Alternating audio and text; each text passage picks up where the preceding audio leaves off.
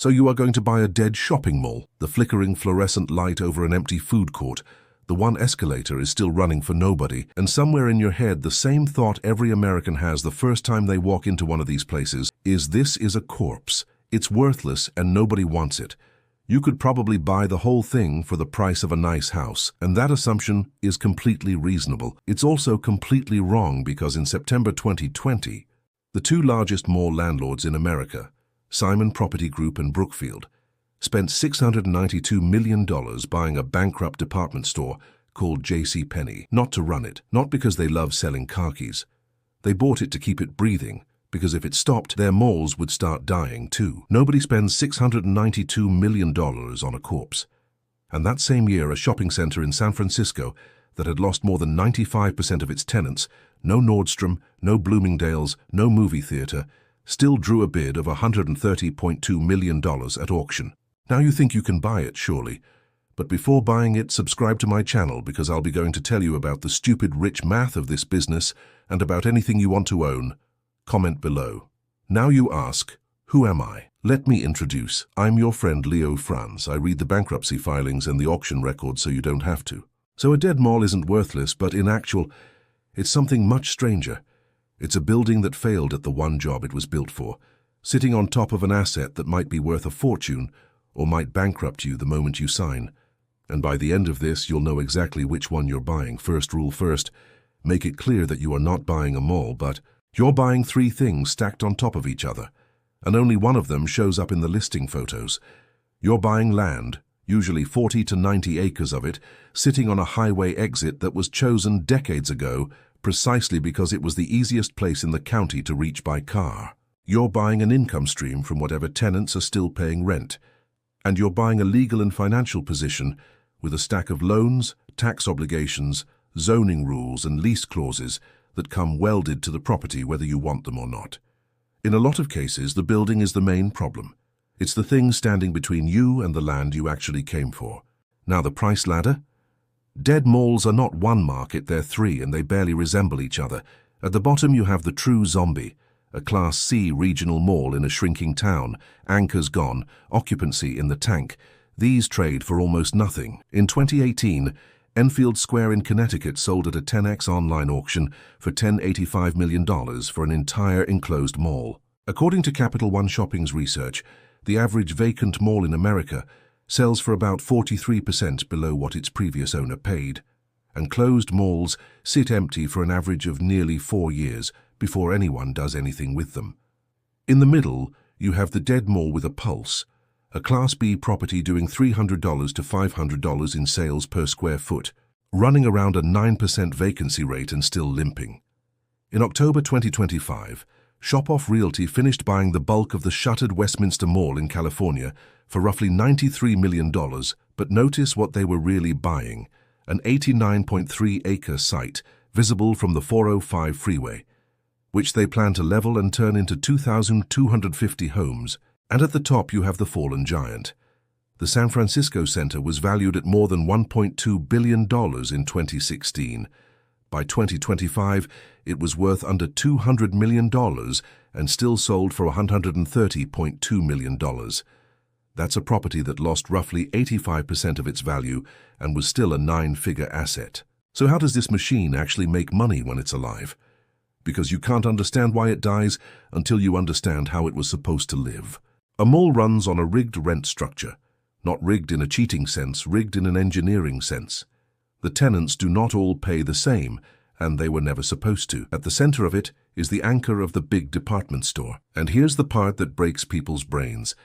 The anchor pays almost nothing. In a typical anchored center, the department store pays somewhere between $8 and $15 per square foot. The small shops lining the corridors, the inline tenants pay $25 to $60 or more for the same square footage. The anchor pays a fraction of what the tiny phone case kiosk pays. Why would you rent your biggest space to your cheapest tenant? Because the anchor isn't paying you in rent. It's paying you in foot traffic. A department store pulls 15,000 to 25,000 shoppers, and those shoppers walk past every inline store on the way in. Actually, the anchor is a subsidized magnet, and the magnet is what lets you charge the inline tenants triple. Then it gets layered. On top of base rent, Most mall leases add percentage rent once a tenant's sales pass an agreed breakpoint. They hand you an extra 5% to 8% of every dollar above it. On top of that is CAM, which means common area maintenance, where every tenant pays their share of cleaning the corridors, running the security cameras, and lighting the parking lot, typically $5 to $12 per square foot. And on top of that, in a triple net lease, they reimburse you for property taxes and insurance too. So a healthy mall is a machine where one subsidized giant drags in the crowd and dozens of small tenants pay base rent, plus a cut of their sales, plus the running costs and plus the taxes. Stack it across a full building and the margins are excellent. Now watch what happens when you pull the magnet out. When the anchor leaves, the foot traffic collapses automatically. The inline stores stop hitting their sales breakpoints, so the percentage rent dries up. And here's the detail nobody sees coming. Buried in those inline leases is a clause called co-tenancy. It says if a named anchor goes dark, or if occupancy drops below a threshold like 70%, the small tenants are legally allowed to slash their rent, sometimes by half, or walk away entirely. So the anchor doesn't just cost you the anchor. It triggers a chain reaction where your paying tenants get a legal right to stop paying full price. As one analysis of the sector put it, then the operator loses income twice. Once from the closed anchor, and again from every inline lease whose abatement clause just fired. That's the death spiral. That's why a mall can go from healthy to zombie in about 18 months. And this is why Simon and Brookfield did something that looks insane on paper. They started buying their own tenants. They bought Aeropostale out of bankruptcy for $243 million in 2016. They bought Forever 21 with a stalking horse bid of $81 million in 2020. And they bought JCPenney for $692 million that same year. They became landlords who own the stores that rent from them, not because retail is a great business, but because every anchor they keep alive is a co-tenancy bomb they've just diffused. When Sears went from more than 3,500 stores in its prime to under 15 by 2025, and Macy's announced it would close 150 stores by 2026, every one of those closures left a department store-sized hole and a stack of triggered lease clauses behind it. If you're following how this works, the magnet, the subsidy, the co-tenancy trap, do me a favor and drop a comment with the name of a dead or dying mall from your town. I read them and the best ones become future videos. And if you haven't yet, hit subscribe because the next part is where the smart money either makes a fortune or loses one. The scandal. Let me tell you how the biggest mall landlords on earth walked away from a 9-figure loan and left a city holding the body. The San Francisco Center sat on Market Street, right next to Union Square, under 1.2 million square feet, restored century-old dome anchored by Nordstrom and Bloomingdale's. For 20 years, it was the crown jewel of downtown retail. In 2016, a $558 million mortgage was written against it, originated by Deutsche Bank and JP Morgan, then sliced up and sold into a $625 million bundle of commercial mortgage-backed securities. You have to remember that word securities because it matters in a minute. The owners were not amateurs. One was Unibail Rodamco Westfield, a Paris-based giant that ran shopping centers across 2 continents, and the other was Brookfield, one of the largest real estate investors in the world. These were the most sophisticated operators in the business. Then the numbers turned. According to Westfield's own reporting, sales at the mall fell from $455 million in 2019 to $298 million in 2022. Foot traffic dropped from 9.7 million visits to 5.6 million. Occupancy slid to around 55%, and in June 2023, the owners made a decision that is legal, rational, and quietly ruthless. They stopped paying the $558 million loan and handed the keys to the lender. In the industry, it has a nickname, jingle mail. You mail back the keys and walk. Weeks later, Nordstrom closed its 5-story flagship, and Bloomingdale's followed. Within 2 years, the property had lost more than 95% of its tenants. And here's the part that turns a collapse into a scandal. As the building emptied one of the remaining tenants, American Eagle took Westfield to court, accusing the landlord of neglect and of ignoring the criminal activity festering inside a property it had already decided to abandon. The retailer shut its location and left. The people running the mall had made a financial decision to let it die, and the tenants still trying to operate inside it were the ones left dealing with the consequences. By October 2023, a San Francisco judge had appointed a receiver, Trident Pacific, with JLL managing the leasing to babysit a corpse. And on November 12, 2025, The whole thing went to a foreclosure auction on the sidewalk outside City Hall. The lenders, holding $691 million in defaulted debt, took the property back with a bid of $130.2 million. Do the math on that. They were owed $691 million and recovered a building worth a fraction of it. That's the scandal in one line.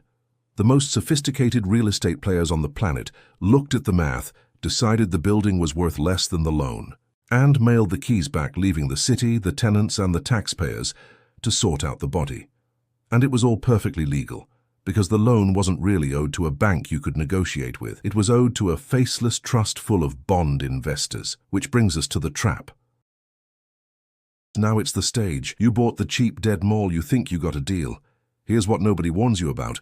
The tax bill doesn't die when the mall does. An empty building still gets a property tax assessment. It still needs security, or it becomes the Westminster Mall, which, after it closed, got so thoroughly covered in graffiti and vandalism that videos of the destruction went viral before demolition could even begin. Empty malls attract copper thieves, squatters, and liability lawsuits. You are paying every single month just to keep a building you're not using from becoming a hazard. Just like an idle rig or an empty airport, the meter runs whether anyone walks through the door or not. The CMBS trap is real. Remember those securities I told you earlier? Recall that because when your mall loan was sliced into bonds and sold to hundreds of investors, you lost the one thing every borrower wants in a crisis: someone to call. There's no friendly banker who can cut you a break. There's a special servicer, a company hired to squeeze the maximum recovery for faceless bondholders. And its incentives have nothing to do with saving your building. This is exactly what buried the mall REITs in 2020. CBL filed for bankruptcy, carrying more than $3 billion in debt, and had to wipe out roughly $1.4 billion of it. And Pennsylvania REIT filed within a day of them.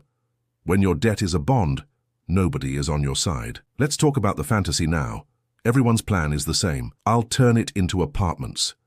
It sounds obvious. It's a minefield. Malls were built as sealed boxes, no windows in the interior, and nowhere near enough plumbing to give every unit a kitchen and a bathroom. Moody's analysts peg the cost of converting mall space at anywhere from $200 to more than $800 per square foot, so high that developers routinely find it's cheaper to demolish the entire building and start over.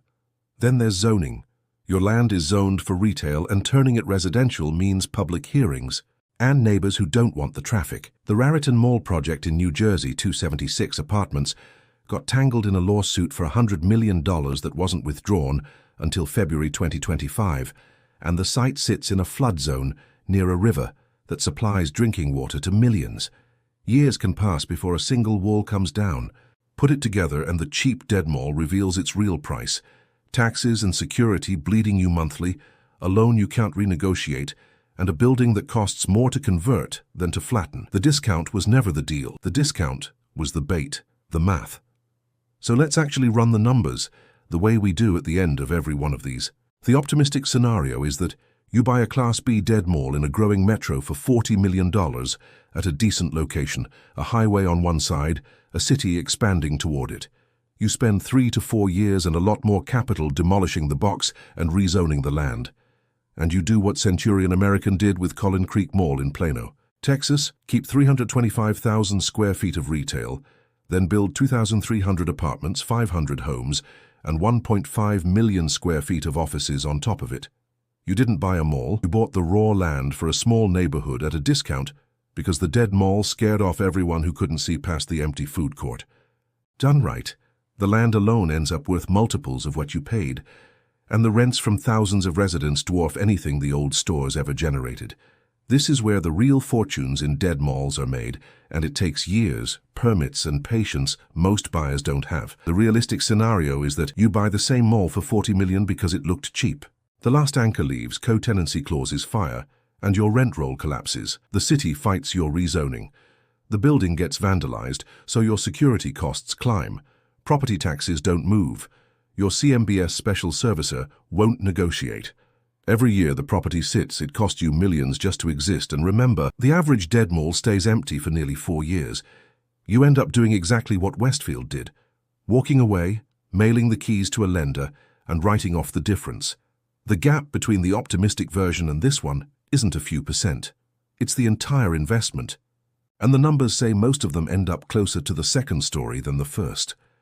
There are roughly 1,100 to 200 enclosed malls left in America today, down from a peak of more than 1,500, and Capital One's research projects that number could fall to around 900 by 2028. CoreSite Research counted 8,234 store closures in 2025 alone, the highest ever recorded, up 12% from the year before.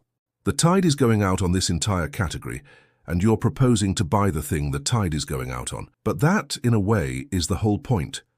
The people quietly making money here aren't buying malls. They're buying the land under dead malls, waiting out the zoning fights and knocking the buildings down. Because in the end, the dead mall was never the asset you were bidding on. It was the tenant squatting on top of it.